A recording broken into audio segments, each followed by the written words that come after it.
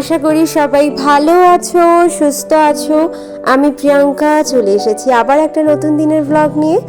আজ হলো সোমবার আর আজকে হলো একটি বিশেষ দিন। আজ হলো জন্মাষ্টমী। সবাইকে জন্মাষ্টমীর অনেক অনেক শুভেচ্ছা। ঘুম থেকে উঠেই প্রথমে বাইরে চলে এসেছি, দেখেছি আজকে কি সুন্দর ফুলগুলো ফুটেছে। আজকে সব গাছই কিন্তু আমার একটু একটু করে ফুল দিয়েছে। জন্মাষ্টমী বলে কথা, আমার গাছও কি ফুল না দিয়ে পারে? ওরাও আজকে ফুল দিয়েছে। আবার দেখি টাইম ফুল গাছটাতেও কত ফুল ফুটেছে। ও চলে গেছে অফিস, আর ও অফিস চলে যাওয়ার পরে এখন আমি চলে এসেছি একটু এই গাছগুলোতে জল দিতে। গাছগুলোতে জল দেওয়ার পরেই আমি একদম স্নান আজকে করে নিয়েছিলাম, কেননা আজকে তো জন্মাষ্টমীর ভোগ রান্না করতে হবে। তো সেই জন্যই আমি একদম স্নান করেই অফিসের কাজে বসেছিলাম। জন্মাষ্টমী হলে কি হবে, অফিসে তো আমার ছুটি নেই। তো সেই জন্য আমি এতক্ষণ একটু অফিসের কাজ করলাম, আর এখন মোটামুটি 11:30 মতো বাজতে যায়।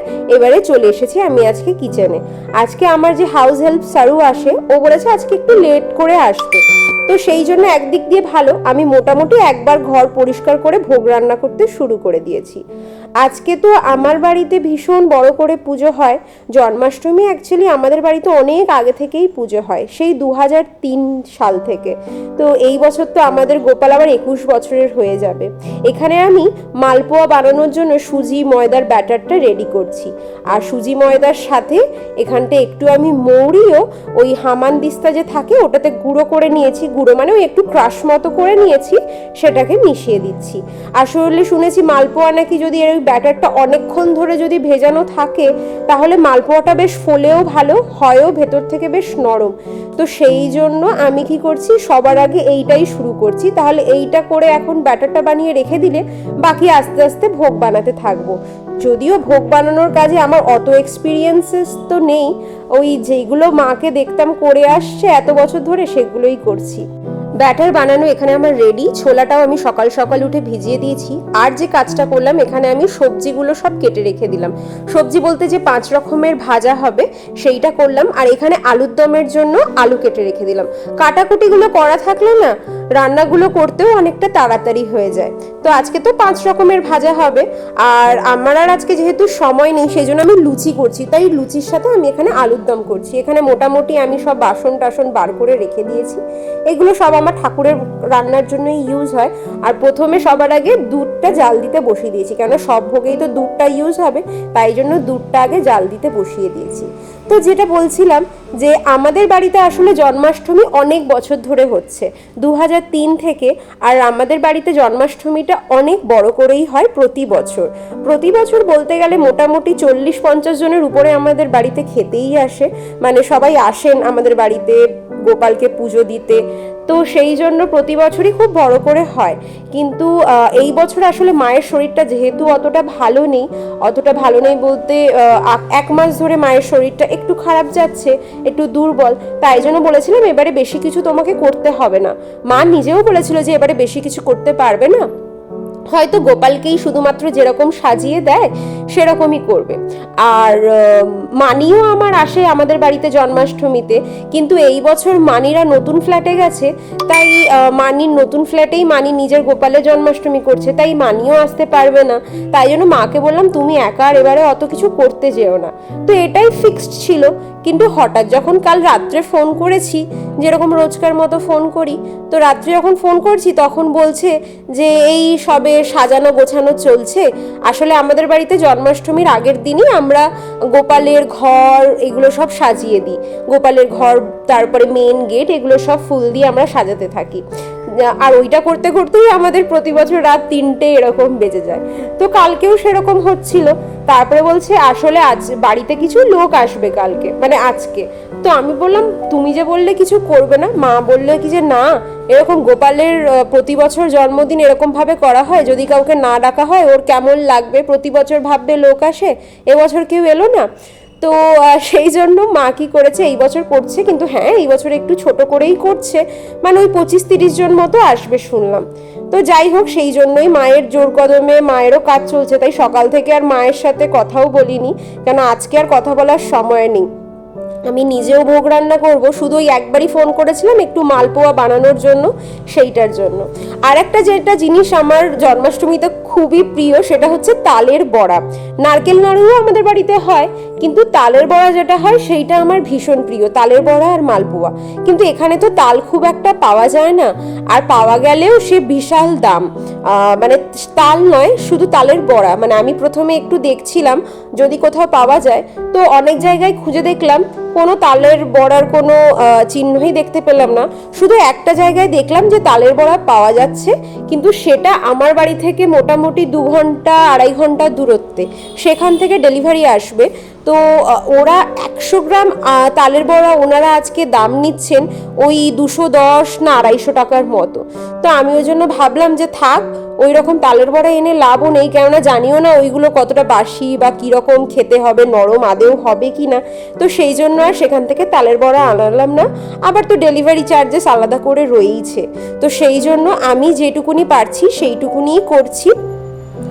আর প্রতি বছর জন্মাষ্টমীতে আমাদের বাড়িতে যেটা হতো, মা আর আমি আমরা সবাই নির্জলা উপোসেই থাকতাম।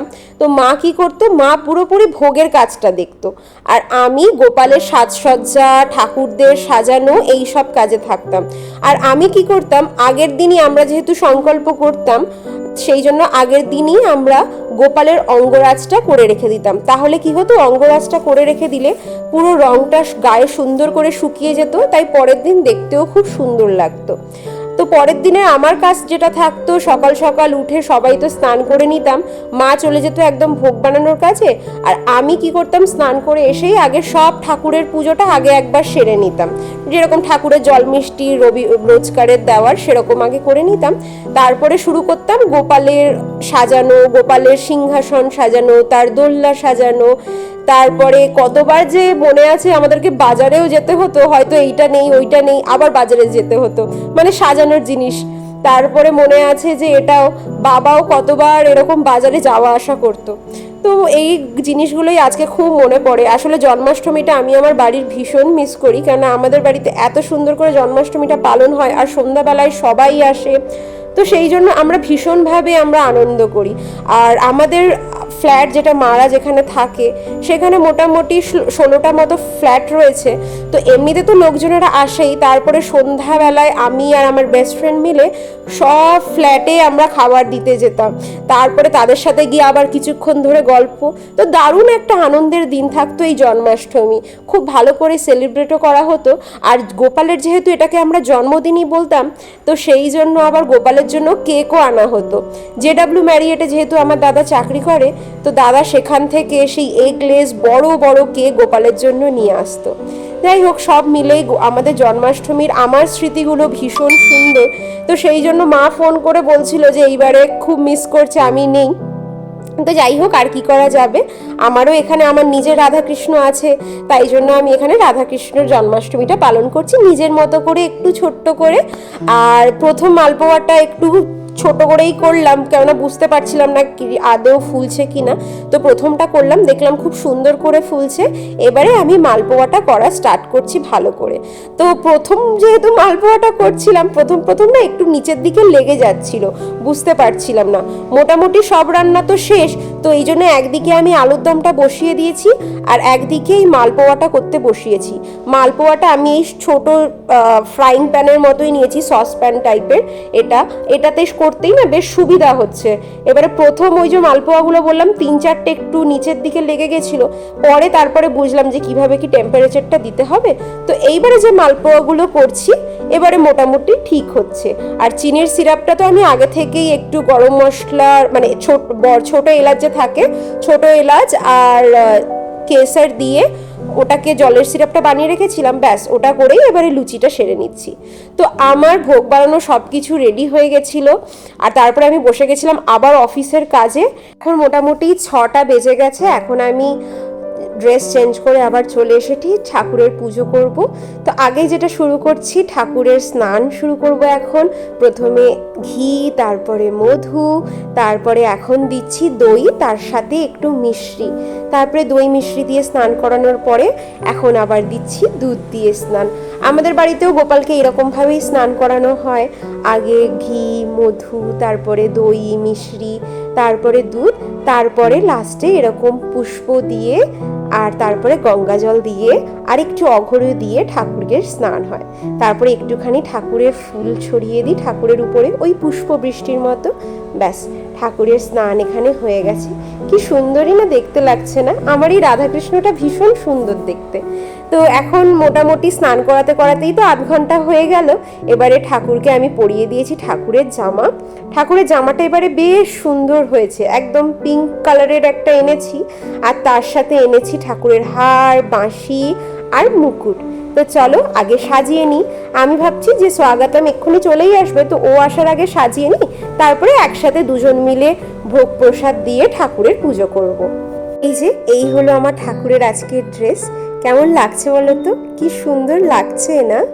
হরে কৃষ্ণ কৃষ্ণ কৃষ্ণ হরে হরে, হরে রাম রাম রাম হরে হরে। আমার ঠাকুরের সাজগোজ করা শেষ, আর স্বাগতমও চলে এসেছে। তো এইবারে এই হচ্ছে আমার ঠাকুরের ভোগ। এইখানে রয়েছে লুচি, 5 রকমের ভাজা, তার সাথে আলুর দম, এখানে ফল, ছোলা, কাটা ফল, গোটা ফল, 5 রকমের মিষ্টি, সুজি, পায়েস, ক্ষীর, আর এখানে রয়েছে মালপোয়া।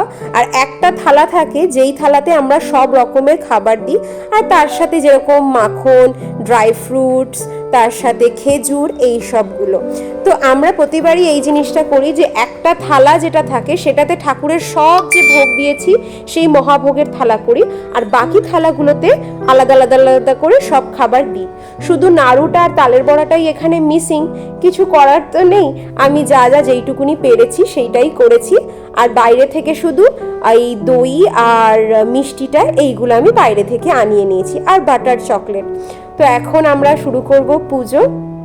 এই যে আজ হচ্ছে এই রকম সাজানো হয়েছে আমাদের ঠাকুরকে, সব ঠাকুরকেই সাজানো হয়েছে। আর এই জায়গাটা যেহেতু ছোট, তাই জন্য আমি কি করেছি, এরকম র্যাক যেহেতু আমাদের করা রয়েছে ঠাকুরের জায়গাটা, তাই প্রত্যেকটা র্যাকে আমি এরকমভাবে ঠাকুরের খাবার রাখার ব্যবস্থা করেছি। তাও পুরোটা ধরছিল না, তাই জন্য সামনে একটা টুল রেখে তার উপরে লুচি, 5 রকমের ভাজা, মালপোয়া, এগুলো সব করেছি। তো চলো এবারে আমার ঠাকুরের পুজো সারি। ঠাকুরের পুজো করে উঠতে উঠতেই আমাদের মোটামুটি 7:45-8টা মতো বাজে। আর এখন চলে এসেছে আন্টিরা, তাই আন্টিদের জন্য এখানে আমরা সব রকমের প্রসাদ একটু একটু করে দিয়েছি। আর আঙ্কেল আন্টি দুজনেই আবার আমাদের জন্য গিফটও নিয়ে এসছে জন্মাষ্টমী পুজোতে। তো আন্টিরা এসেছে, ভালোই হলো, অনেকক্ষণ ধরে আমাদের চললো আড্ডা। আর আন্টিরা চলে যাবার পরে এখন আমরা একটা থালাতেই দুজন খেতে বসেছি। তো আমরা পুজো করে উঠে ও যেহেতু কিছু খাইনি, আমিও যেহেতু কিছু খাইনি, একটু জল আর একটুখানি তরমুজ খেয়ে নিয়েছিলাম, আর তখন কিছু খেতে ইচ্ছা করছিল না। এখন আন্টিরা যাওয়ার পরে একটু প্রসাদগুলো খাচ্ছি। আর আন্টিরা যে আজকে পুজোতে সবাই এসেছিল, আন্টিরা দিয়ে গেছে একটা দারুণ গিফট। চলো তোমাদেরকেও একবার দেখিয়ে দিই যে আন্টিরা আমাদের কি গিফট দিয়েছে। এই গিফটটা এত সুন্দর লেগেছে আমাদের। দেখো, একটা কি সুন্দর ছোট্ট ঘন্টা, যেটা ঠাকুরের কাছেও লাগানো যাবে, আবার ঠাকুরের দরজার সামনে ছাড়া এমনিও ঘরে এন্ট্রান্সে হয়তো কোথাও লাগানো যাবে। তো খুব সুন্দর আর ভীষণ ভারী জিনিসটি আন্টি আসলে দিল। একে তো পুজো উপলক্ষে আন্টি আমাদের বাড়ি আসছেন, তার উপরে আবার আমরা চলেও যাব। তো আন্টি বললো তোমাদের কাছে এটা রাখো, আঙ্কেল আন্টির স্মৃতি হয়ে তোমাদের কাছে থাকবে। তো ভীষণ ভালো একটা গিফট, খুব পছন্দ হয়েছে। এটা ইচ্ছা আছে আমার নতুন ফ্ল্যাটটায় গিয়ে তখন গিয়ে এটা সাজাবো। আর এত সুন্দর এই গণেশটা দেখতেও লাগছে, ভীষণ সুন্দর হয়েছে জিনিসটি, ভীষণ থটফুলও গিফটটা। এবার আবার রাত 12টার পুজোর আবার একটু জোগাড়যন্ত্রী শুরু করতে হবে। আর এইখানে আমি সব খাবারগুলো যারা আসতে পারেনি তাদের জন্য খাবার এখানে গুছিয়ে রাখছি। কিছুটা স্বাগতমের অফিসে পাঠাবো, কিছু ইন্দিরাকে পাঠাবো, কিছু আমার বাড়ির যে কাজ মেয়েটা আসে সারু, ওর জন্য কিছুটা পাঠাবো, কেন ওর বাচ্চার জন্য আসতে পারেনি। আর ইন্দিরারও আজকে বাবা ফিরে গেল, তো সেই জন্য ও আমাদের বাড়িতে আজকে আসতে পারেনি। তো ওদের খাবারগুলোই এখানে ভরে নিচ্ছি। আর ফ্ল্যাটে যাদের দেওয়ার ছিল বা আন্টিদের, ওরা তো সব খাবার নিয়েও চলে গেছে, তাই আর কাউকে দেওয়ার পালা নেই। শুধু এইগুলো গুছিয়েই আমি ওই জন্য কৌটো কৌটো করে গুছিয়ে রাখছি। কালকে সবাইকে আমি সকাল সকাল পাঠিয়ে দেবো খাবারগুলো। আর স্বাগতম তো নিজের অফিসে নিয়ে চলে যাবে, ব্যাস। আর রাত্রেবেলা এখন ঠাকুরকে আমাদের রাত 12টার সময় আর একবার সন্ধ্যা আরতি হবে খাবার দিয়ে। ভিডিওটা এতটাই থাক, যদি ভালো লাগে একটা লাইক করে দিও। দেখা হবে খুব শীঘ্র। হরে কৃষ্ণ।